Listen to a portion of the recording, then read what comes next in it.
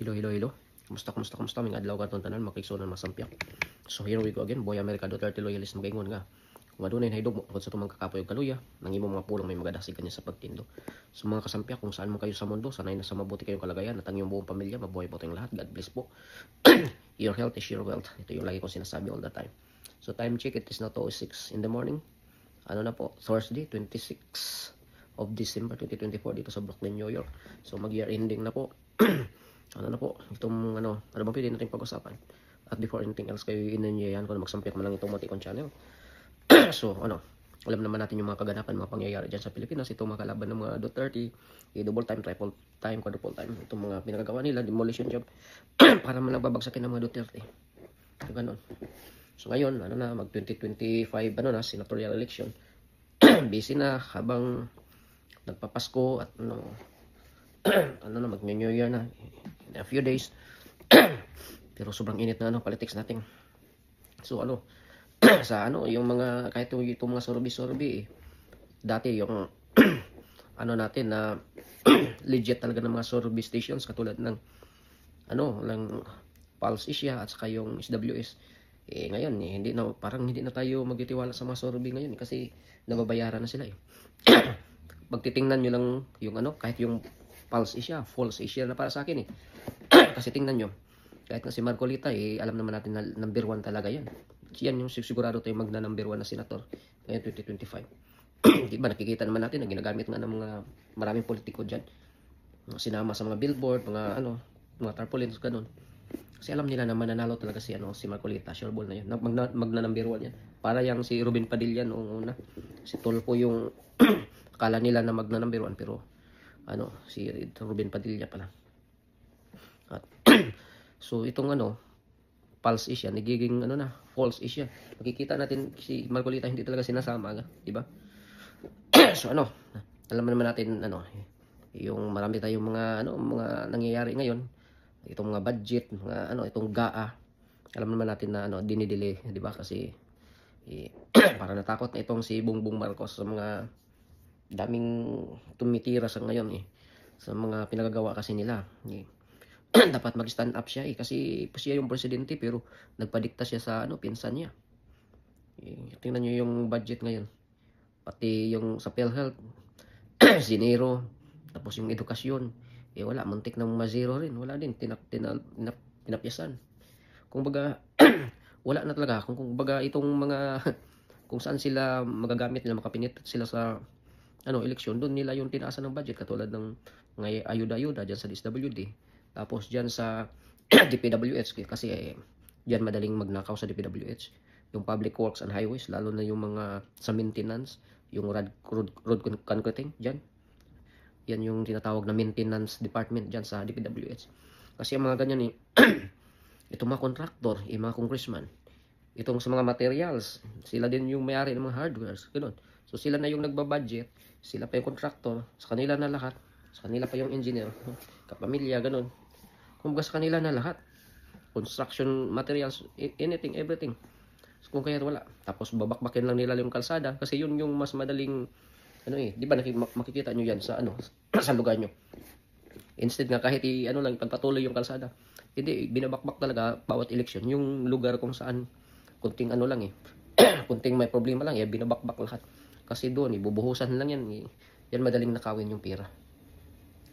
Kasi pag gagawa ka pa ng ano, pagpatuloy, gagawa may marami pang survey, may mga may mga dadaanan pa na ano, bibilhin, ano pa, i-negotiate pa yung mga may-ari para sa mga right to buy.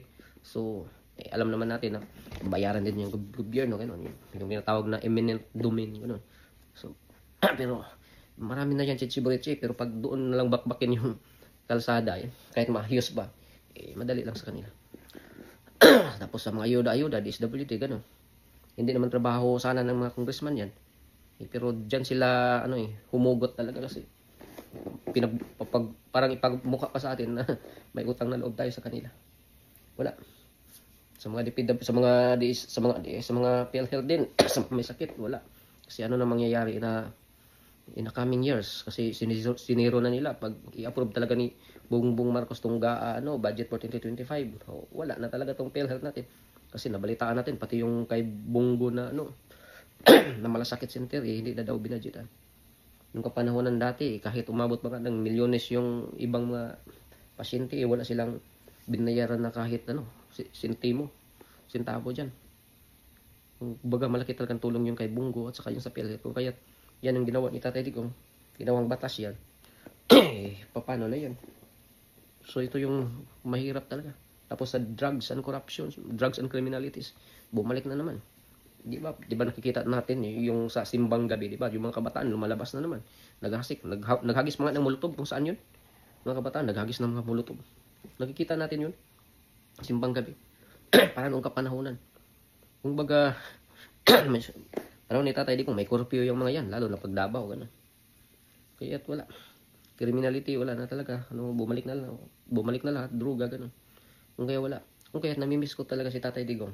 Naalala ko tuloy itong video nung mga mga mangungutong na mga pulis na pinadala niya sa Mindanao. Sinabihan niya na kung maka-survive kayo within 2 years, balik kayo sa Manila. Pag hindi, pag doon kayo namamatay, doon na rin kayo ililibing. Huwag na kayong dadalhin sa Manila kung saan kayo. At sabi niya, babalik kayo dito at mag-swimming trunks. Inumin nyo yung Manila Bay. Or Pasig ba yun? Saan ba yun? Gusto niyang palinisan. So, namimiss talaga natin yung Duterte legacy. Tatak Duterte. Kung kaya ngayong 2028, sana si Inday Sara na talaga. Para may pagpatuloy itong naudlot na unity and continuity na pinapromise ni Bongbong Marcos na pinaasa lang tayo mga Pilipino. Sayang yung buto natin. Magiging lang. Wala. Napunta sa wala. Pero may gusto kong ipakita yung si Tatay Digong noong kapanahonan niya ni Bato na yung mga pulis na pinarusahan. Ito. Kayong pinadala dito ni Bato? Seryoso kayo dyan. Alam mo, kayong presidente na hindi taga Manila, ha? Di ako sanay ng mga paikot-ikot, probinsyano ako. At matagal akong mayor sa aming syudad. Kilala ko kayo. Laking pulis ako. Ayaw ko na lang magyabang kung bakit, pero laking pulis ako. Alam ko kayo diretso-diretso. Alam mo, kayo pumasok, isip siguro ninyo, paging pulis, pag may baril, may badge, yun na yun. At naghahanap ng hanap buhay, dagdag sa sahod ninyo. Alam ko ng sahod ninyo maliit. Kaya nga ako naghanap ng pera at inuna ko kayo. Talagang kayo by the end of this year, dublado na ang sweldo ninyo. Kaya naman, meron talagang mga kagaya ninyong mga ulol na ugok. Putang ina, hindi kayo na gusto niyo mas habang pulis kayo, mas marami. Yan ang problema ninyo. Gusto ko yung ihulog dyan putang inang Pasig na yan. Pero wag na lang, kasi itong human rights, kung anong nakikita naman sa buhay ng isang taga-gobyerno na gustong disiplinahin kayo. Gusto ko, palinisin ko kayo ng magbalik kayo dito, mag-swimming trunks. Linisin niyo yung Pasig River. Inumin niyo kasi madumi. Putang ina kayo. Bata pa naman kayo lahat. Kailangan ko ng pulis sa South. Kulang ang pulis sa Basilan kasi maya't maya pinagpaputok-putok yung mga istasyon doon, ubos. Kayo, lahat ngayon nandito.